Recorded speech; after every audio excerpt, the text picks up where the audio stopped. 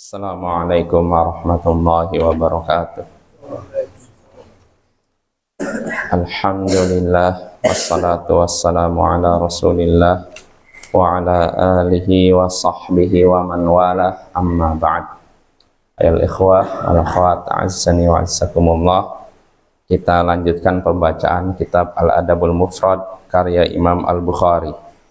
Berkata Imam Al-Bukhari rahimahullahu ta'ala, babu da'watil walidain, bab doanya orang tua.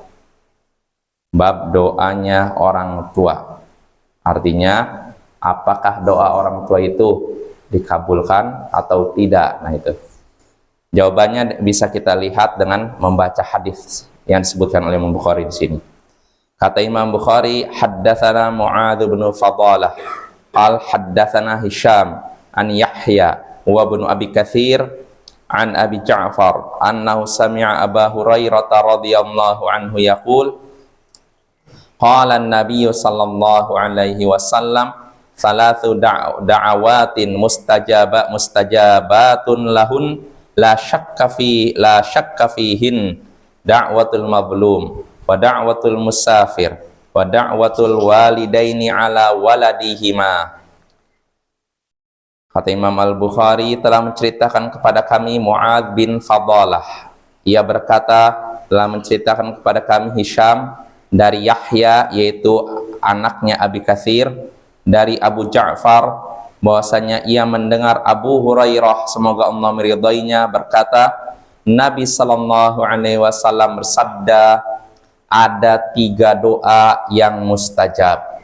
Kata Nabi SAW, ada 3 doa yang mustajab, yang dikabulkan oleh Allah, tidak diragukan lagi. Doa ini dikabulkan oleh Allah dan tidak diragukan lagi. Apa itu? Pertama, doa orang yang terzalimi, doa orang yang teraniaya. Yang berikutnya, doa seorang musafir. Lalu ketiga, doa keburukan dari kedua orang tua untuk anak mereka. Jadi ada 3 doa, Bapak-bapak di sini, yang mustajab, dikabulkan oleh Allah dan tidak diragukan lagi.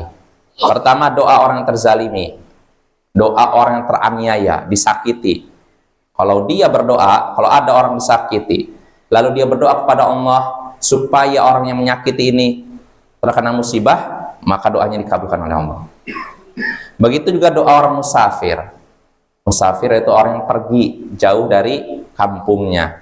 Ini pun kalau berdoa kepada Allah, Allah kabulkan. Lalu berikutnya, doa keburukan dari orang tua, kedua orang tua untuk anak mereka. Doa keburukan, artinya orang tua mendoakan semoga misalkan anakku ini sengsara, semoga anakku ini kena penyakit, itu nanti langsung dikabulkan oleh Allah. Itu doa keburukan. Maka bagaimana doa kebaikan? Dikabulkan juga. Kan dalam riwayat lain disebutkan da'watul walid liwaladih, doa kebaikan dari orang tua untuk anaknya. Artinya Bapak, yang dikabulkan oleh Allah itu doa orang tua semuanya, baik doa kebaikan maupun doa keburukan. Tapi yang disebutkan dalam hadis ini doa keburukan. Contohnya tadi, mendoakan anak celaka, kena penyakit apa kan, amin.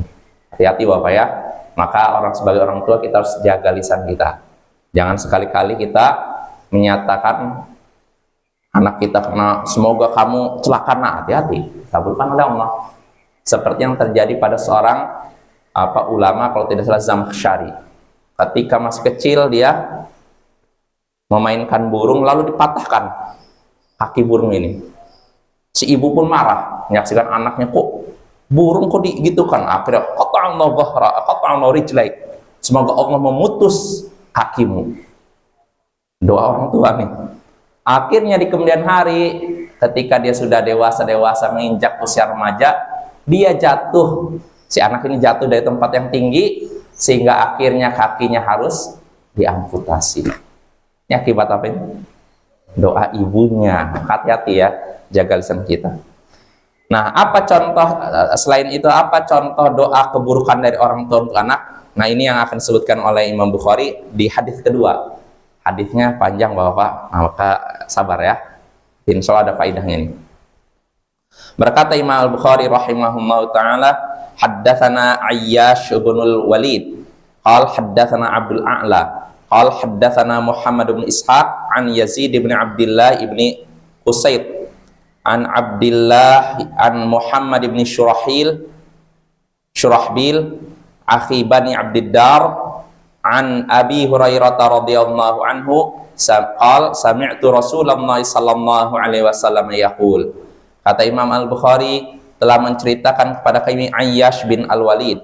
Ia berkata telah menceritakan kepada kami Abdul A'la. Ia berkata telah menceritakan kepada kami Muhammad bin Ishaq dari Yazid bin Abdullah bin Usaid dari Muhammad bin Shurahbil saudaranya Bani Abdiddar dari Abu Hurairah semoga Allah meridainya. Ia berkata, aku mendengar Rasulullah sallallahu alaihi wasallam bersabda, ma takallama mauludun minan nasi fi mahdin illa Isa bin Maryam alaihissalam wa sahibu Juraij. Tidak ada orang yang bisa berbicara ketika masih dalam buayan kecuali Isa putra Maryam dan anak yang dianggap sebagai anak Juraij. Tidak ada orang yang bisa bicara ketika masih dalam buayan, artinya ketika masih kecil, masih bayi. Tidak ada anak yang bisa bicara ketika masih bayi kecuali Isa putranya Maryam, Nabi Isa, dan anak yang dituduhkan bahwa dia milik Juraij. Jadi ada dua orang Bapak ya. Tapi ini tidak pembatasan. Bukan pembatasan, kan dalam hadis lain 3 ya. Bahkan dalam riwayat lain bisa 4 ya. Jadi 2 orang bayi yang bisa berbicara ya. Isa putra Maryam sama anak yang dituduhkan bahwa dia anaknya Juraij. Ada yang bertanya, ya Nabi Allah, wa ma sahibu Juraij? Wahai Nabi Allah, siapa itu anak yang dianggap sebagai anak Juraij? Maka Nabi pun bercerita, fa inna Juraijan kana rajulan rahiban fi sauma'atin lah. Sesungguhnya Juraij ini adalah seorang ahli ibadah yang banyak beribadah di biara dia. Biara, saumah itu biara, tempat ibadah yang lebih tinggi Bapak. Misalnya ini, jadi kayak ada tangga ke atas. Saumah, biara. Ini tempat ibadah di zaman dulu ya, kayak gitu. Jadi Juraij ini banyak ibadah di biara dia. Wa kana ra'iya baqarin ya'wi asfala sauma'atih. Dan ada penggembala sapi yang sering beristirahat di bawah biara dia. Karena biaranya nanjak itu, nah jadi kan ada naungan di bawahnya itu. Wa kanat imra'atun min ahlil qaryah takhtalifu ila ra'i. Dan ketika itu ada wanita di kampung tersebut yang suka mendatangi penggembala sapi tersebut. Sering bolak-balik ke situ. Dalam riwayat yang sahih disebutkan dia pelacur. Dia mendatangi pria itu, si penggembala sapi. Ya, kita tahu ya akhirnya terjadi apa ya. Akhirnya terjadilah hubungan itu. Lalu di sini kata Nabi SAW, fa'atat ummuhu yauman. Lalu suatu hari ibunya datang ke tempatnya Juraij. Faqalat, lalu ibunya memanggil, ya Juraij, wahai Juraij, wa huwa yusalli. Dan ketika itu Juraij sedang sholat. Dipanggil dalam keadaan sedang sholat. Faqala fi nafsihi wa huwa yusalli, ummi wa salati. Maka Juraij pun berkata dalam dirinya, dalam keadaan sholat nih, ibuku atau sholatku? Artinya aku jawab panggilan ibuku, aku batalkan sholatku, atau bagaimana nih? Aku jawab panggilan ibuku, atau aku teruskan sholatku? Nah, selain itu. Maka di sini faro'a an yu'thira salatah, maka dia pun memandang, lanjutkan sholat aja, lebih dahulukan sholat. Tidak dijawab panggilan ibunya, dia lanjutkan sholat. Tsumma sarahat bihi tsaniyah. Lalu ibunya kembali sarahat bihi tsaniyah. Lalu ibunya kembali memanggil Juraij untuk kedua kalinya. Wahai Juraij. Tapi Juraij masih salat. Faqala fi nafsihi ummi wa salati. Maka dia pun berkata dalam hatinya, ibuku atau salatku. Mana yang aku dahulukan ini? Nah itu. Lalu faro'a an yu'thira salatah. Akhirnya Jurej pun memandang untuk mendahulukan sholat. Artinya ibunya nanti aja lah, yang penting sholat aja dulu. Ini sholat sunnah Bapak ya. Summa sarakhat bihi tsalitsah. Akhirnya ibunya kembali lagi memanggil untuk kali keberapa? Ketiga. Faqa ya Jurej, memanggil. Faqala ummi wassalati. Dan Jurej kembali berkecamuk dalam hatinya. Ibuku atau sholatku? Mana yang aku dahulukan ini? Faro'a an yu'thira salatah. Akhirnya Jurej memandang, yaudah lebih baik mendahulukan sholatnya daripada menjawab panggilan ibunya. Falamma lam yujibha qalat la amatakallahu ya Jurej hatta tanzura fi wujuhil mumisat. Ketika Jurej tidak juga menjawab panggilan ibunya yang kali keberapa? Ketiga, maka ibunya pun berdoa. Dia mengucapkan perkataan, semoga Allah tidak mematikanmu hai Jurej sampai engkau melihat wajah para pelacur. Ini namanya apa? Doa. Semoga Allah tidak mematikanmu hai Jurej sampai engkau melihat wajah pelacur. Nah, lihat nih. Ini doa seorang ibu ya. Tsumman sorofat. Setelah itu ibunya pun pergi. Karena dia udah manggil 3 kali nggak dijawab nih. Fa'utiyal malik bitil kalmar'ah waladat. Nah, akhirnya di zaman tersebut ada raja. Raja ini dibawa ke hadapan raja wanita tadi yang sudah melahirkan. Jadi sebelumnya dia tidak hamil gara-gara hubungan sama siapa tadi? Penggembala sapi, dia hamil besar lalu lahir. Nah, orang-orang ribut ini kok perempuan bisa melahirkan anak tanpa punya suami, akan dibawa ke hadapan raja.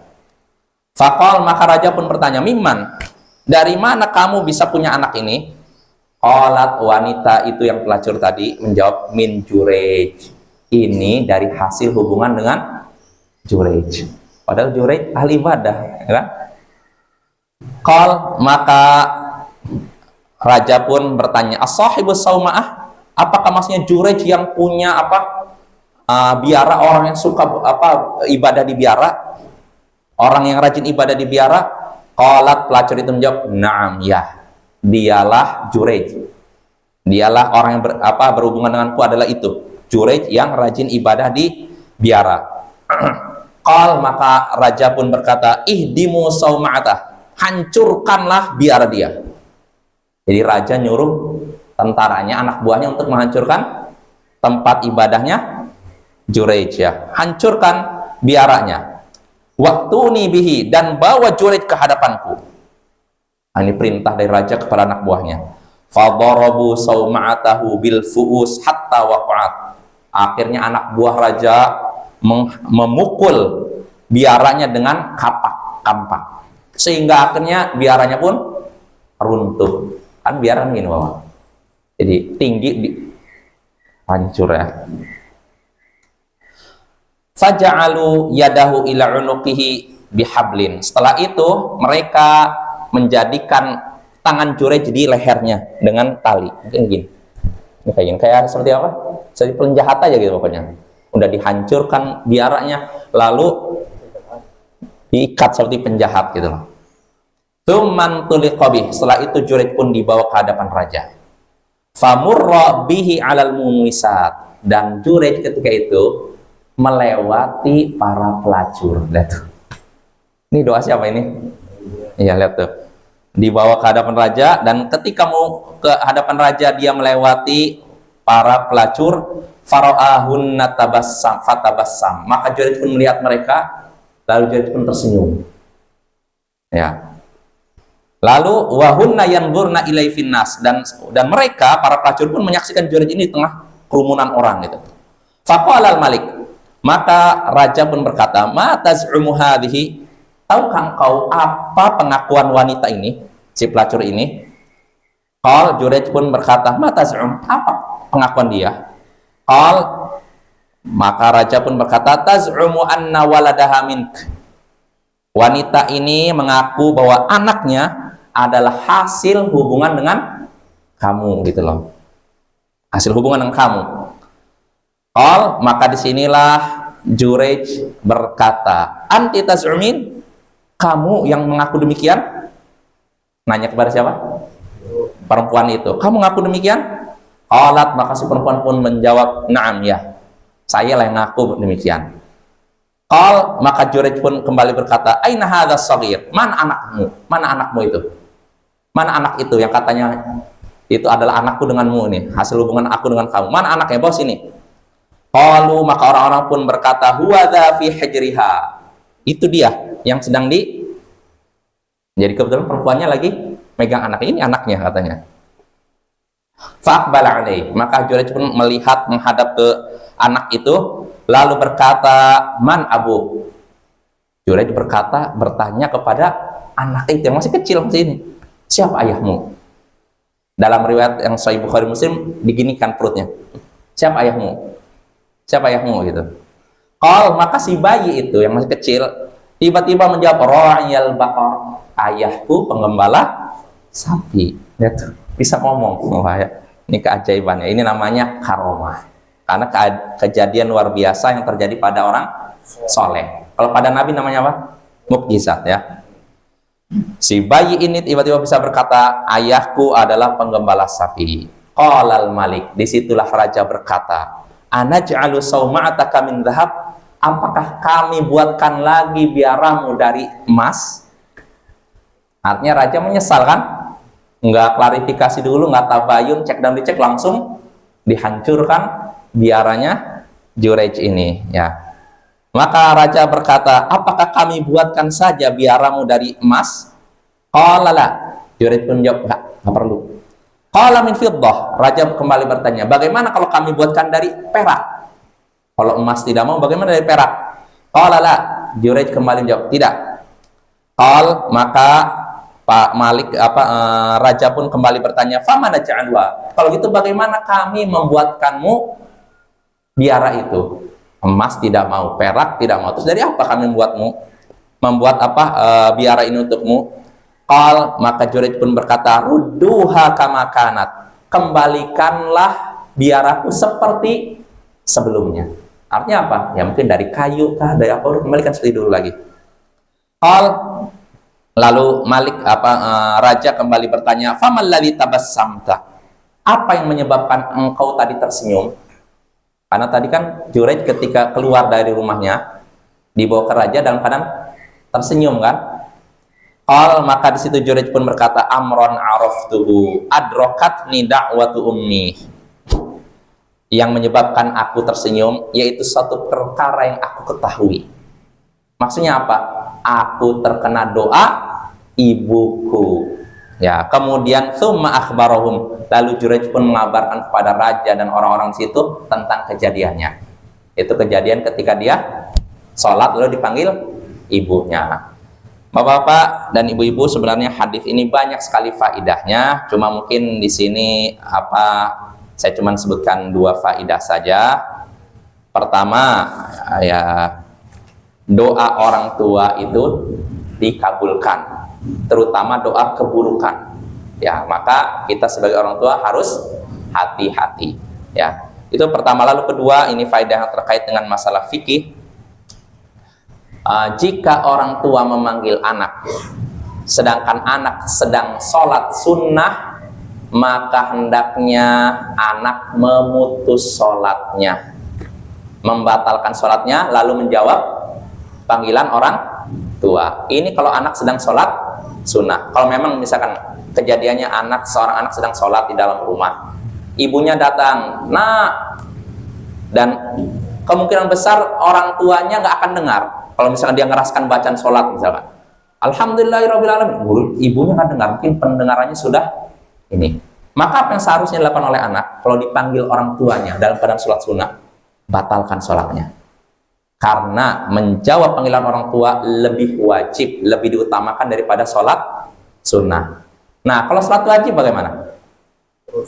Teruskan. Kalau bisa sambil ada isyarat atau suara dikeraskan, alhamdulillahirobbilalamin, biar terdengar oleh ibu atau bapak. Tapi kalaupun tidak terdengar, lanjutkan sambil diperingan, diringkas. Setelah itu sholatnya diringkas, baru setelah itu jawab panggilan orang tua. Ya mungkin itu Bapak ya. Kalau kita sedang istri kita sedang sakit, dia mandi kita udah apa Ustaz? Nggak masuk. Nggak masuk ya? Karena hak orang tua justru itu lebih besar daripada istri. Dan insya Allah kan dikeraskan aja suaranya Pak. Kan di dalam rumah kan, ya alhamdulillahirobbilalamin, biar maklumi, oh lagi sholat. Ya, mungkin itu ya Bapak ya. Subhanakallahumma wa bihamdik, asyhadu an la ilaha illa anta, astaghfiruka wa atubu ilaik. Assalamualaikum warahmatullahi wabarakatuh.